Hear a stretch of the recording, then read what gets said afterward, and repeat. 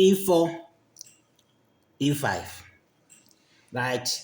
La ngizokukhombisa umuntu odlala i-fried liver ukuthi umdefender kanjani. Udlala i-knight attack ipawn lakho leli elisecenter right, bese wena ngoba li-attack ipawn lakho udlala i-knight nawe ukwazi ukuthi udefend ipawn lakho. Uzobe sedlala ibishop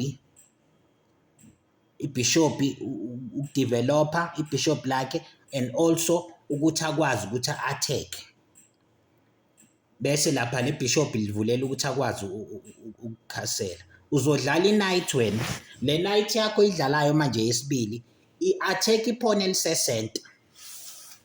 Uzothola ukuthi umuntu odlala i-fried liver ulidefenda leli pawn lakhe ngokuthi a-attack. Mayimove i-knight eyibeka lapha ku-G5 ulidefendile le pawn ade ula-attackile. Otho manje use-attackile yena, use-attacke le pawn elakho eliku-F7. Akulula ukudefenda lela pawn ngoba ayikho ipiece elula ukwazi ukubamba la phansi ngaphandle kwe-queen. So i-knight mayingashaya lela pawn izobe i-attacka i-rook ne-queen kanye kanye. So first move to play is to block leya knight ekwazi ukudefenda manje ekwazi ukublocker ibishop lekwazi ukudefenda le knight. Push ipawn kabili ukuze ublock ibishop leya. Ngeke ashaye ngebishop ngoba ufuna ukuthi still akwazi ukuthi imsebenzele ibishop. So uzoshaya ngepawn. Uzothatha ipawn adle ipawn lakho lelo liphushe kabili. I-mistake ongayenza lapha ukuthatha i-knight uyodla lela pawn. That will be a mistake because after usuyidlile le pawn yakhe nge-knight uyobe sethatha i-knight yakhe adle still. Mawuthi i-knight yakho mayishayile lapha izobe ihleli lapha. Uzothatha i-knight ashaye le pawn. Ngesikhathi udla wena nge-king because le knight mawungayidli izo-attack i-rook ne-queen. So uzoyidla nge-king wena le knight bese athatha i-queen ayibeka lapha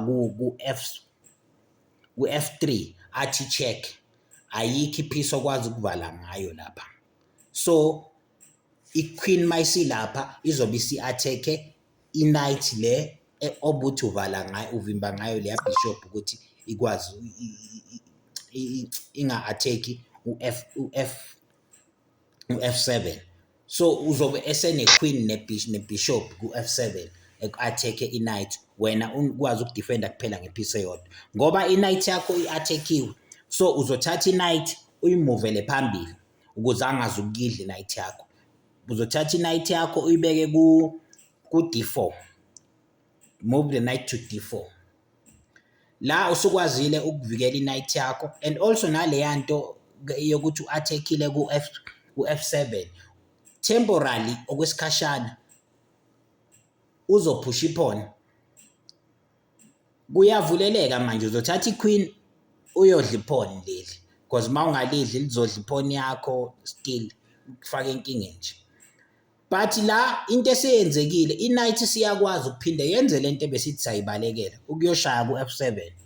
So uzothatha i-knight ayoshaya F7 pawn ngoba le knight yakhe idefendwe ibishop and le knight njobe ishaya la i-attacka manje i-rook still isa-attacka nani ne-queen. Obviously asifuni ukuthi kufe i-queen, so sizobalekisa i-queen kusala i-rook ukuthi angayishaya, but siyibalekisa ngokuthi siyithathe siyibeke ku-C6. Njobe ihleli ku-C6 manje uyabona ukuthi seyenzani le rook i-attacka manje ibishop yabo, but still yena befuna i-rook. Uzothatha i-knight ayoshaya i-rook right. Okay, white will move, uzomove i-knight ashaya i-rook. Uma eseyishayile i-rook uyakwazi wena ukuthatha i-queen udle ibishop kalula. So ungathatha i-queen udle ibishop, but inhloso yokudlala i-chess game akusiko ukuwina ama-piece but ukuwina i-game. So asizukuyishaya leya bishop, sizothatha i-queen siyoshaya thina i-pawn eliku G2 instead of ukuthatha i-bishop. Sithatha i-pawn siyoshaya isithatha iqueen soshaya iphone liku G2 attacking irook manje la kuyamphoqa uwhite ukuthi akamove leya rook ngoba uma engayisusi sithatha iqueen siyayidla irook yabo so if sidla leya rook ungena enkingeni uwhite so the best move ukumove irook and sisodwa ispot serook ukuthi asibeke lapha ayibeke lapha ku F1 buka into eseyenzeka ukubeka kwakhe irook lapha kusho ukuthi king yakhe ayisenayo indlela yokunyakaza akukho la engashona khona manje ngoba ivalelwe amapiece akhe so sisebenzisa kanjani le advantage sithatha iqueen sibeka ku E4 mawubeka iqueen lapha ucheck ngithi sithe ayikhona ukumove iking okusho ukuthi fanele abe nepiece angavala ngayo lapha angathatha iqueen avale inkinga ngokuvala ngequeen ukuthi kune knight ekwazi ukuthi ishaye lapha ku E2 so mangabeka iqueen uzoyishaya wena nge-knight a lose queen for i-knight so ibishop ibukeka ngathi yona piece engcono ngoba iyakwazi ukujika naye lapha defendwe iqueen but lokho kwenza ukuthi igame iphele same time ngokuthi uthatha i-knight uyibeke i-knight eku D4 uyibeke ku F3